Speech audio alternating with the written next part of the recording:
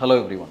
So பசும்பால் இப்போ கவுஸ் milk பற்றி காமனாக பேரண்ட்ஸ் கேட்குற ஒரு டவுட், எப்போ ஸ்டார்ட் பண்ணலாம் பசும்பால்? ஸோ மதருக்கு ஒரு வேளை ஃபீடிங் கொஞ்சம் கம்மியாக இருக்கிற மாதிரி தெரிஞ்சால் ஏர்லியராகவே ஸ்டார்ட் பண்ணிடலாமா அப்படிங்கிறது தான். ஆனால் ஒரு முக்கியமான விஷயம் என்னென்னா, நம்ம நினைக்கிற அளவுக்கு ஒரு வயசுக்கு கம்மியான குழந்தைகளுக்கு தேவையான சத்து பசும்பாலில் இல்லை. அது உண்மையான ஒரு விஷயம். என்ன ஒரு விஷயம் வந்து, அதை நீங்கள் பால் கொடுத்தாலும் அது ஜீரணம் பண்ணுறதுக்குள்ள சக்தி ஒரு வயசுக்கு கம்மியான குழந்தைகளுக்கு கூட குடலுக்கு இருக்காது. ஸோ இதனால் நிறைய பின்விளைவுகள் வர்றதுக்கான வாய்ப்புகள் தான் ரொம்ப அதிகம். ஸோ என்ன மாதிரியான பின்விளைவுகள் வரும் ஒரு வயசுக்கு முன்னாடி கொடுத்தா அப்படிங்கிறத நான் அடுத்த வீடியோவில் சொல்கிறேன்.